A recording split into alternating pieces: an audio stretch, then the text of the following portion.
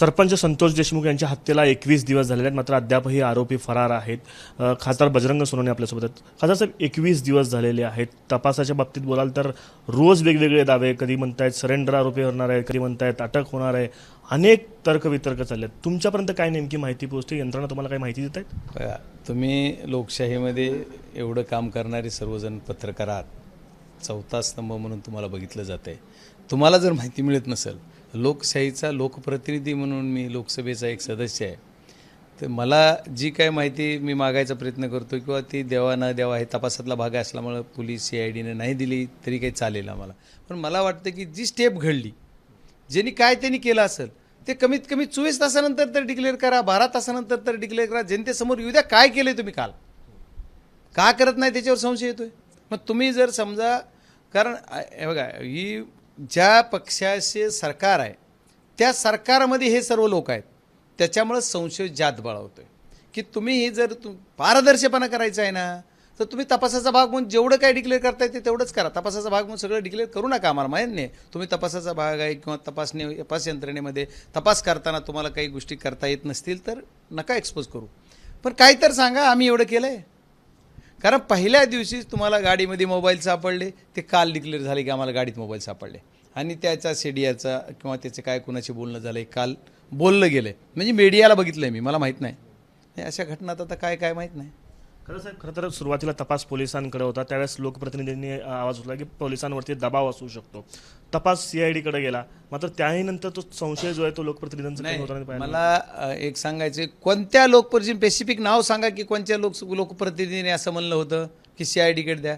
आता प्रत्येकाचं वेगळी मागणी होती. कुणी म्हणायचं CIDकडे द्या, कुणी म्हणायचं SIT नेमा. मी स्वतः म्हणत होतो CBIकडे द्या. CBI ही एक यंत्रणा वेगळी आहे, आपल्या राज्याच्या बाहेरून सगळं म्हणजे देशाची यंत्रणा आहे आणि मी देशातल्या सर्वोच्च सभागृहाचा सदस्य असल्यामुळे माझी ती मागणी होती. अमित भाई शहांना सुद्धा मी सांगितलं होतं एकदा CBIच लावा साहेब, तर त्यांनी मला तसा शब्द पण दिलेला आहे आणि ते पूर्ण ह्याच्यावर लक्ष ठेवून पण आहेत. मग ते अमित भाई शहा यांच्या ह्याच्यावर जी वॉच ठेवून आहे त्याच्यावर मी समाधानी पण आहे. पण त्याच्यामुळं तर ही चाललं आहे कसं तरी, नाहीतर ही काय कुठं झालं असता याचा बाजार कळत नाही. या महाराष्ट्राच्या मुख्यमंत्री महोदयांनी सुद्धा सभागृहात शब्द दिला आहे, त्यांचं पण पूर्ण लक्ष आहे असं बोललं जातं आहे. पण माझं म्हणणं आहे तुमचं लक्ष आहे CID तुमच्या कंट्रोलमध्ये आहे, तर मग CIDना सांगा, कुणाला ते सांगा, आम्ही काहीतरी करतो. एखादीच बातमी सोडणार आणि मग त्याच्यावर 2 दिवस घालणार. आज 22 दिवस घडले, तब्बल 22 दिवस जर तुम्हाला आरोपीच सापडत नाहीत, मग फास्ट ट्रॅकवर घेणार, वकील चांगला लावणार, करणार, मग कौतुक आहे तुमचं, लावणार करा. पण कमीत कमी चांगल्या पद्धतीनं एकदा आरोपी तर अटक करा, चांगल्या पद्धतीने तपास तर सुरू करा. पण ते केलं जात नाही आणि आरोपी अटक होत नाहीत. आणि जे मास्टर माइंड आहे त्याला याच्यामध्ये मर्डरच्या केसमध्ये ॲड करा आणि ॲड नाही केलं तर मग मात्र खऱ्या अर्थानं तपास होणार नाही. त्याच्यामुळे त्याला ॲड केलं पाहिजे आणि ॲड करून ही तपासाला सुरुवात झाली पाहिजे. वाल्मिकी कराडांना मास्टर माइंड म्हणताय आपण? मी मास्टर माइंड जी कोण आहे, पोलिसाला माहीत असेल, सगळ्याला माहीत आहे मास्टर माइंड कोणी, ते हुडकायचं काम पोलीस CIDकडे दिलंय. त्याच्यामुळं मी कसं सांग, खंडणीच्या गुन्ह्यामध्ये तेच आहे. मला काय म्हणायचं आहे, मी कुणाचं नाव घ्यावं असं मला नाही वाटत.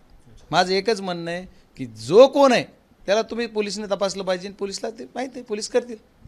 मंत्री धनंजय मुंडेवरती देखील आरोप केले जात आहेत, त्यांच्याशी संबंधित असलेली सगळी लोक असं बोलत जात आहे. आज धनंजय मुंडेंनी मुख्यमंत्र्यांची देखील भेट घेतलेली आहे. या सगळ्या प्रकरणाकडे तुम्ही कशा पद्धतीने? नाही, त्यांनी स्वतः सांगितलं ना माझ्याशी संबंधित आहे खंडणीतला आरोपी म्हणून. त्यांनी स्वतः डिक्लेअर केलं, मी त्याच्यावर काय बोलावं, त्यांनी स्वतः सांगितले. त्याच्यामुळे मुख्यमंत्र्यांची भेट घेतली. आज मुख्यमंत्रीची भेट त्यांनी काय घेतली ते डिक्लेअर करू शकतात. मला कसं माहीत असेल त्यांनी मुख्यमंत्र्याला काय बोलली ती.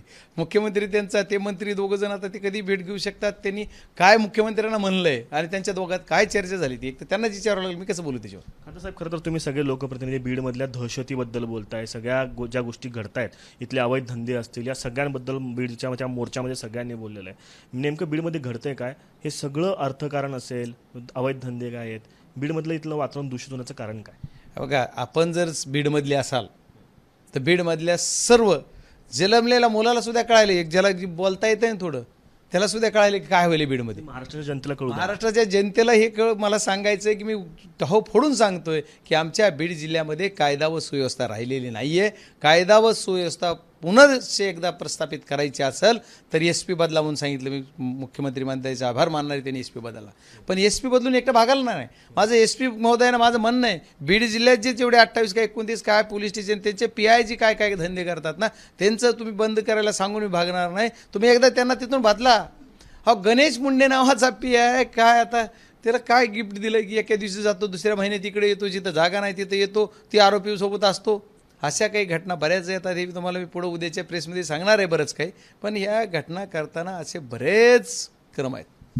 बीडमध्ये कायदा आणि सुव्यवस्था राखायची असेल तर सुरेश दस असं म्हणतात की मुख्यमंत्र्यांनी स्वतः पालकमंत्रीपद घेतलं पाहिजे स्पेशल केसपासून. जसं गडचिरोलीचं पालकमंत्रीपद त्यांनी घेतलं होतं तसं बीडचं पालकमंत्रीपद देखील घेतलं पाहिजे. आपली काय नेमकी भूमिका? नाही, माझी भूमिका पहिल्या दिवसापासून एकच आहे. इथं मुख्यमंत्री पालकमंत्री होऊ शकतात का नाही मला माहीत नाही, कारण मला कळतं तसं कुठं माहिती बघितलेलं नाही आहे.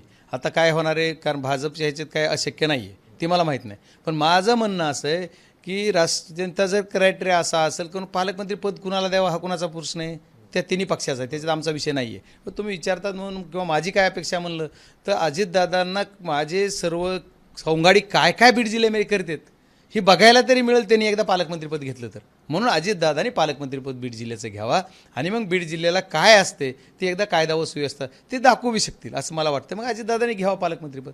अजितदादांनी जर पालकमंत्रीपद घेतलं तर आपले सहकारी नेमकं काय काम करतात हे देखील कळेल आणि बीड जिल्ह्यातला कायदा आणि सुव्यवस्था प्रश्न देखील त्यांच्या समोर येईल आणि त्याचे सोडवू देखील शकतील अशा पद्धतीचा आशावाद जे ते खासदार बजरंग सोनवणे या ठिकाणी व्यक्त करतायत. कॅमेरा पर्सन अयूब कागदीसह आफताब शेख, एबीपी माझा, बीड. एबीपी माझा, उघडा डोळे बघा नीट.